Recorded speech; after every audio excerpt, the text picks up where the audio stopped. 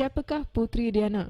Puteri Diana atau nama penuhnya ialah Diana Frances Spencer. Beliau dilahirkan di Norfolk, England pada 1 Julai 1961. Beliau merupakan anak bongsu kepada Edward Spencer dan Frances Spencer di Park House Sandringham Estate. Diana mempunyai latar belakang keluarga diraja dan bangsawan. Di sebelah ibunya, Diana mempunyai keturunan dari orang Amerika. Moyang Diana merupakan seorang wanita dari keluarga berada dari Amerika. Di sebelah bapanya, Diana merupakan keturunan langsung Raja Charles II. Setelah penceraian ibu bapanya, Diana telah dijaga oleh bapanya. Dengan kematian datuknya di sebelah bapa pada 1975, bapa Diana menjadi Earl Spencer ke-8 dan Diana diberi gelaran Lady Diana Spencer ketika berusia 14 tahun. Diana bersekolah di rumah sehingga umurnya 9 tahun. Selepas itu, Diana menerima pendidikannya di Readers Ward Hall di Norfolk dan di West Heath Girls School di Kent. Diana dianggap sebagai seorang pelajar berprestasi rendah. Dia juga gagal dalam peperiksaan O-Level. I was always told by my family that I was the thick one, that I was stupid and that my brother was the clever one. And I was always so conscious of that. I used to go to headmistress just crying, saying I wish I wasn't so stupid. Pada 1977, semasa belia berusia 16 tahun, Diana meninggalkan sekolah West Heath untuk menuntut di Institut Alpin Wiedemannet di Switzerland. Ia merupakan sekolah yang menitik beratkan pendidikan budaya dan menyediakan pelajar-pelajar untuk aktiviti-aktiviti sosial. Di situ juga, Diana telah berkenalan dengan bakal suaminya yang pada masa itu sedang bercinta dengan kakaknya, Lady Sarah. Walaupun Diana tidak cemerlang dalam pelajarannya, beliau lebih terselah dalam bidang sukan dan juga merupakan seorang penyanyi amatur yang baik.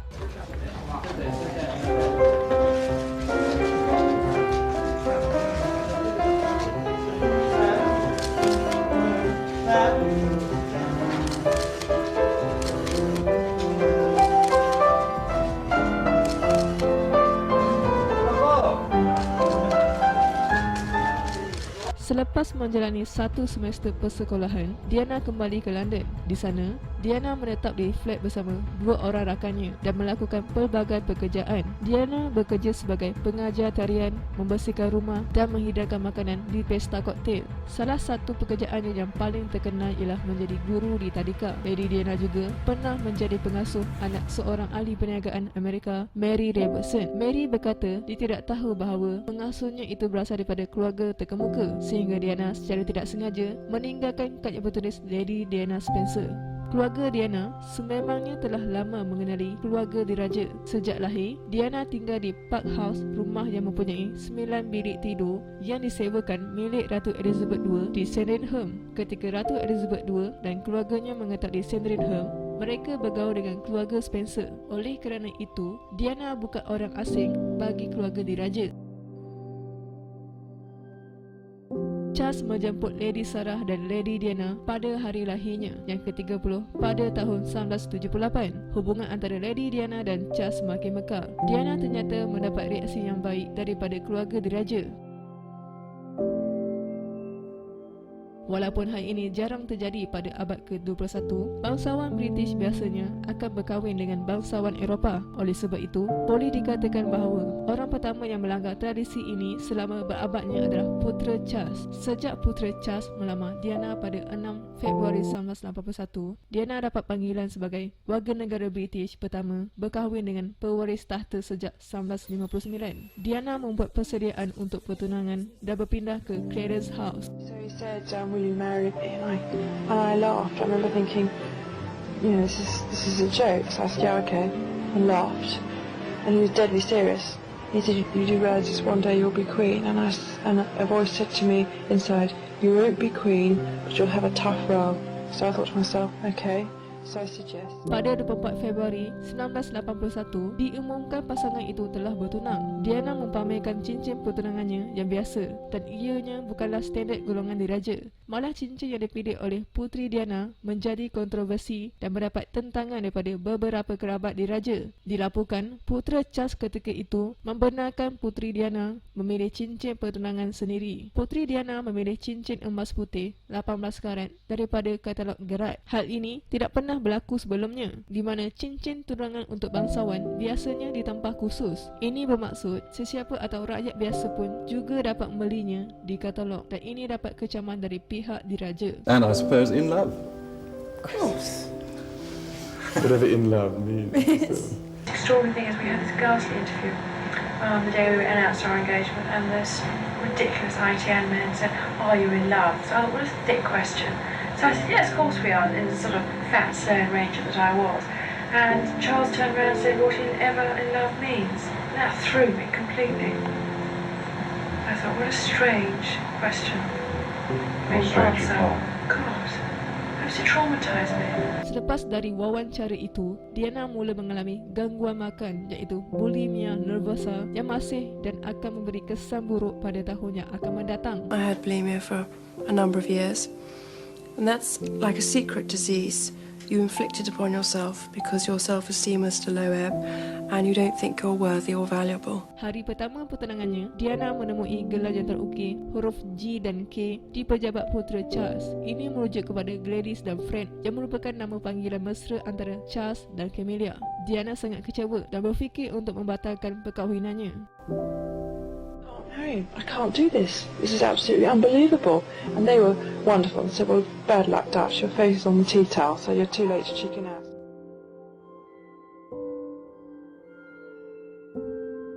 Lima bulan kemudian, pada 29 Julai 1981, pada bulan yang sama, Diana berumur 20 tahun. Mereka telah berkahwin. Sebelum berkahwin, Diana dan Charles hanya pernah berjumpa dengan suaminya sebanyak 13 kali. Semasa hari perkahwinan puteri Diana dan putera Charles, waktu itu telah disaksikan beratus ribu penonton yang berbaris di laluan istana Buckingham. Perkahwinan mereka mendapat julukan perkahwinan fairy tales dan merupakan perkahwinan diraja yang paling mewah. Diana memakai gaun pengantin yang diperbuat daripada sutera dan renda antik serta 10,000 mutiara. Diana juga memakai tiara milik keluarga Spencer abad ke-18 dengan veil setinggi 25 kaki. Dalam kemeriahan perkahwinannya itu, hanya Diana sahaja yang tahu gelora dalam hatinya. Semasa berjalan ke arah altar, salah satu perkara yang dia fikirkan ialah mencari Camilla di antara ribuan tetamu. Putera dan puteri West itu menghabiskan sebahagian daripada bulan madu mereka di rumah keluarga Mountbatten di Broadlands. Kemudian terbang ke Gibraltar untuk pelayaran 12 hari menatasi Mediterranean ke Mesir. Mereka menamatkan bulan madu dengan menetap di Balmoral. Malangnya, bulan madu mereka tidak seindah yang disangkakan. I just had tremendous hope in me, which was slashed by day 2. My husband took 8 Lawrence Vanderpost novels along on our honeymoon. Well, no, to read. So every lunchtime or dinner time, when we were allowed to be on our own, we were supposed to read them, but we were never on our own. And I remember crying my heart out on my honeymoon. I was so tired. Orang ramai amat menyukai Diana dan selepas berkahwin, hidupnya menjadi tumpuan orang ramai yang tidak berkesudahan. Last week was such a traumatic week for me. I learned to be royal in 1 week. I was thrown into the deep end. Nobody ever helped me at all. They'd be there to criticise, but never be there to say well done.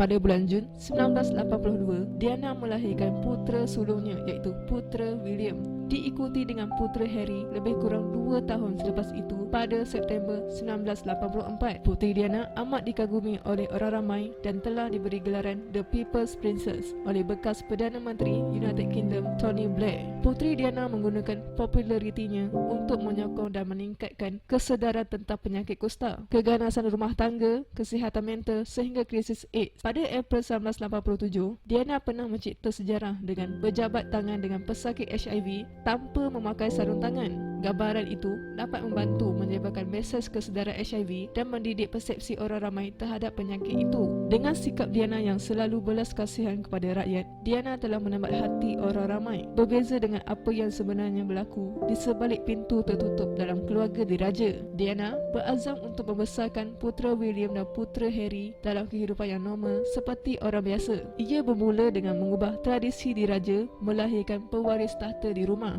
Sebaliknya, Diana melahirkan putera William dan putera Harry di hospital, bukan seperti biasanya. Dia akan memastikan anak-anaknya mempunyai pengalaman seperti menonton wayang, beratur untuk membeli McD, pergi ke taman hiburan dan perkara-perkara lain seperti orang biasa. Khabar angin masalah rumah tangga antara Puteri Diana dan Putera Charles muncul hanya beberapa tahun selepas perkahwinan. Putera Charles yang telah hilang minat terhadap isterinya telah menghabiskan banyak masa untuk hobi. Itu belum termasuk hubungan Charles dengan Camilla. I once heard him on the telephone in his bar, on his hand and saying, whatever happens, I'll always love you.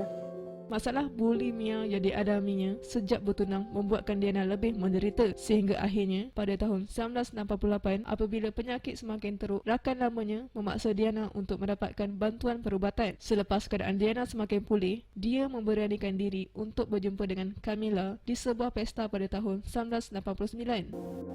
One of the bravest moments of my entire 10 years was when we went to the ghastly party. It was a 40th birthday party for Camilla's sister, and nobody expected me to turn up.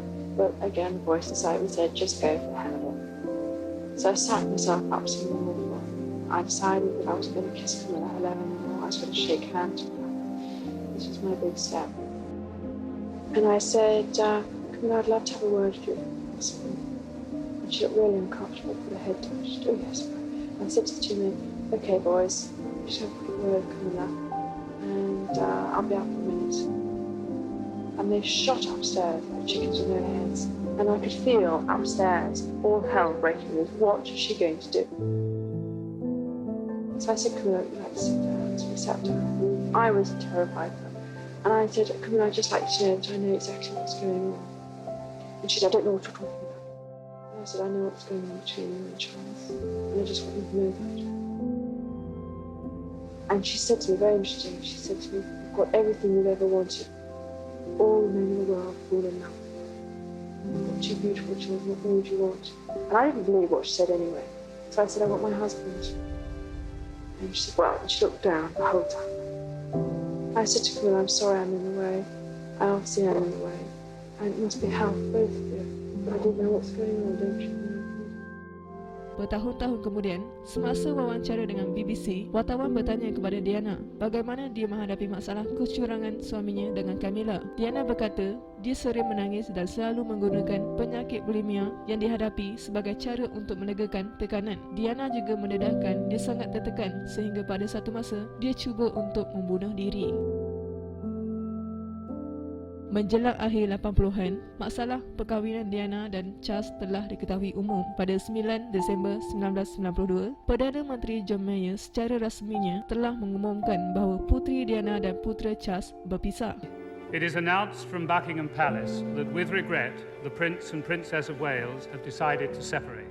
Pengumuman itu tidak mengejutkan. Isu perpisahan suami isteri ini ketika itu menjadi rahsia terbuka. Pada tahun 1993, Diana tetap menjadi tumpuan serta menjadi sasaran sebilangan media British. Pada 3 Disember 1993, beliau mengumumkan untuk menjauhkan diri daripada orang ramai dan perhatian media yang luar biasa buat seketika. Tidak lama selepas itu, mahukan lebih privasi dan normal kehidupan, Diana juga tidak menggunakan khidmat perlindungan polis terhadapnya. Akan tetapi, Diana masih meneruskan kerja amalnya. Sejak 1994 dan seterusnya, Diana telah terbiasa mengembara tanpa pengawasan oleh pengawal peribadi rasmi. Pada 20 November 1995, BBC menyiarkan hasil wawancaranya dengan Diana dan ditonton oleh 23 juta orang di England. Dalam temu bual itu, Diana bercakap tentang perkahwinannya, kecurangan, bulimia dan kemurungannya. Dalam temu bual itu, Diana turut mempersoalkan keupayaan Putera Charles untuk memerintah jika menjadi Raja England. Wawancara itu melonjak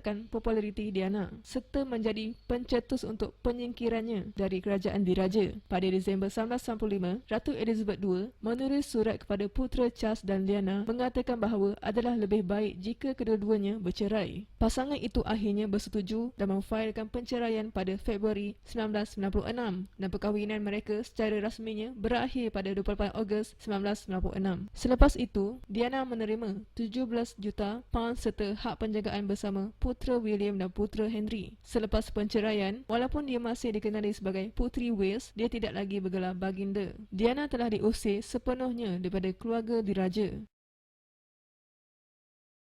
Setahun selepas perceraian, Diana sedang bercuti di Perancis bersama pasangannya Dodi Al-Fayed, yang menurut The Independent, Diana telah bertemu Dodi pada tahun 1986 ketika Dodi bermain dalam perlawanan polo menentang suaminya ketika itu Putera Charles. Dodi Al-Fayed merupakan anak kepada hartawan Muhammad Al-Fayed. Secara ringkasnya, selepas tengah malam pada hari Ahad 31 Ogos, Diana dan Dodi bersama pengawal peribadi Trevor Rhys-Jones meninggalkan Hotel Ritz di Paris. Bapa Dodi merupakan pemilik hotel tersebut dan ketua keselamatannya iaitu Henry Paul memandu mereka semua menaiki Mercedes-Benz kemungkinan menuju ke estate Dodi di Paris. Semasa menghampiri pintu masuk ke sebuah terowong, Paul hilang kawalan semasa memandu kereta dikejar oleh paparazzi. Dilaporkan, Paul memandu 7 batu sejam dalam zon 30 batu sejam.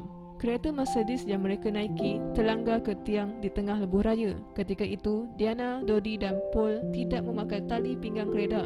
Paul dan Dodi dilaporkan meninggal di tempat kejadian. Sementara itu, Diana dan Rhys-Jones telah dibawa ke hospital. Ramai paparazzi yang mengejar kereta itu memilih untuk mengambil gambar serpihan kemalangan itu daripada cuba membantu mangsa. Rhys-Jones terselamat tetapi kecederaan Diana menunjukkan sangat parah. Puteri Diana mengalami gegaran otak, patah tangan, paha koyak dan kecederaan dada yang teruk. Doktor telah melakukan pembedahan selama 2 jam tetapi tidak berjaya menyelamatkan nyawa Puteri Diana. Puteri Diana dikatakan meninggal dunia pada jam 4.05 pagi pada tarikh 31 Ogos 1997. Puteri Diana berumur 36 tahun dan meninggalkan 2 anak lelakinya, putera William berumur 15 tahun dan putera Harry berumur 12 tahun ketika itu. Jenazah Puteri Diana kemudiannya dikembalikan ke England dengan pesawat dari skuadron diraja. Putera Charles dan adik-beradik Puteri Diana iaitu Lady Sarah dan Lady Jane mengiringi keranda Puteri Diana dalam perjalanan pulang. Pada 6 Disember 1997, Puteri Diana dikebumikan. Seperti hari perkahwinannya, pengebumian Puteri Diana menjadi tontonan ramai. Seramai 2.3 bilion orang ramai menonton perarakan pengebumian Diana di televisyen. Perarakan bermula dari Istana Kensington. Beribu-ribu orang bergabung membanjiri jalan, manakala putera William dan putera Harry berjalan di sebelah keranda ibu tercinta mereka ke Westminster Abbey. Sebagai pengiktirafan kerja amalnya, wakil-wakil dari badan amal di mana tempat Puteri Diana bekerja telah dijemput untuk berjalan di belakang keranda Puteri Diana. Kemudian, jenazah Puteri Diana dibawa ke Altop. Puteri Diana dikebumikan di sebuah pulau kecil di tengah-tengah tasik. Selepas itu, Ratu Elizabeth II memilih untuk tinggal bersama William dan Harry di Balmoral. Namun, kerana pihak diraja tidak segera membuat ucapan berkabung, Ratu dan keluarga diraja dikritik oleh masyarakat. Akhirnya, pada 9 September 1997, Ratu Elizabeth II bercakap kepada orang ramai dalam siaran langsung pertamanya sejak Perang Teluk pada tahun 1991. Berikutan dengan kematian Puteri Diana dan pasangannya terkait dengan teori konspirasi, Akhbar Express menyatakan seperti ada seseorang yang merancang pembunuhan Puteri Diana itu telah tersebar luas. Sebagai tindak balas kabar angin ini, Polis Metropolitan melancarkan operasi Paget untuk menyiasat sama ada kemungkinan mempunyai kebenaran tentang perancangan pembunuhan ini. Akhirnya, operasi Paget telah membuat penyiasatan dan mempunyai 175 teori. Walaupun tidak dapat melihat kesemua 175 teori itu, tiba masanya untuk kita melihat beberapa teori yang paling lazim di sekitar kematian Diana, Puteri Wales.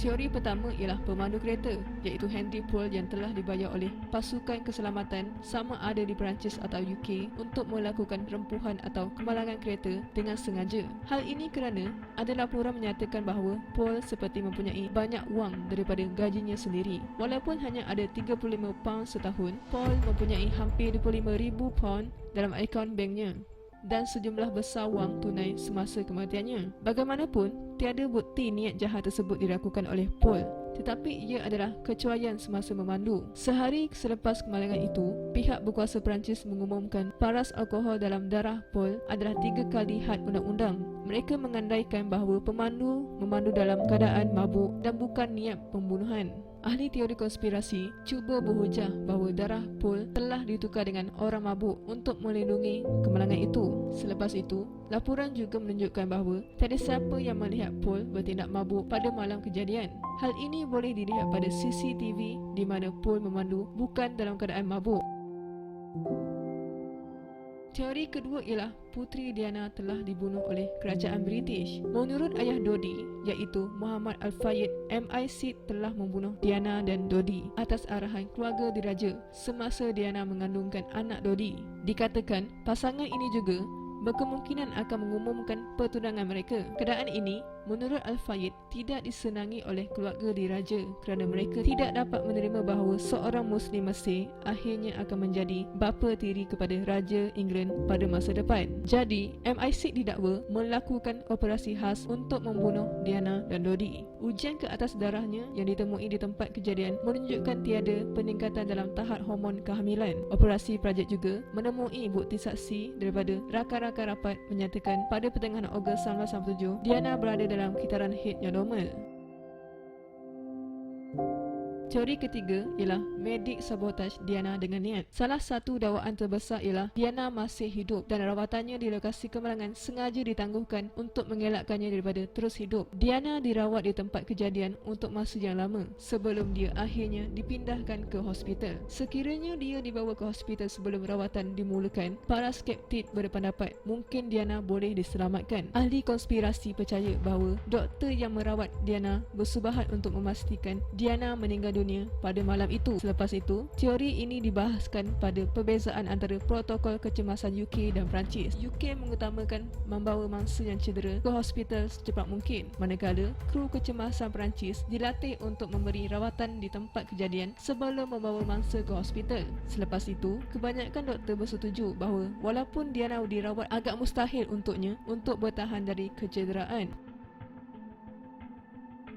Teori keempat ialah Diana tahu akan mati dibunuh. Menurut laporan Telegraph.co.uk pada bulan Oktober 1997, Puteri Diana telah menulis sepucuk surat kepada kawannya iaitu Paul Burrell. Menurut Puteri Diana, nyawanya kini berada dalam bahaya. Di samping itu, beliau turut memberitahu bahawa suaminya telah merancang mengenai satu kemalangan dan ingin melihat kepalanya mengalami kecederaan yang sangat serius. Beliau turut memberitahu bahawa kemalangan tersebut mampu membuka ruang buat suaminya berkahwin lagi. Namun, siapa sangka 10 bulan selepas surat itu ditulis, Puteri Diana dan kekasihnya iaitu Dodi Al-Fayed terlibat dalam kemalangan. Beberapa orang saksi turut memberitahu yang mereka ternampak satu flash putih ketika kereta Puteri Diana memasuki terowong tersebut. Terdapat juga dakwaan bahawa kewujudan flash putih tersebut seolah-olah sudah dirancang supaya Henry Poole silau dan hilang kawalan ketika memandu. Selepas meneliti 175 teori yang berbeza mengenai kematian Puteri Diana, operasi Project menyimpulkan tiada satu pun yang mempunyai asas yang kukuh ke semua teori tersebut. Kemalangan Puteri Diana dan Dodi disimpulkan sebagai kemalangan yang tragis. Sehingga kini, punca kematian Puteri Diana masih belum dapat diselesaikan sehingga hari ini.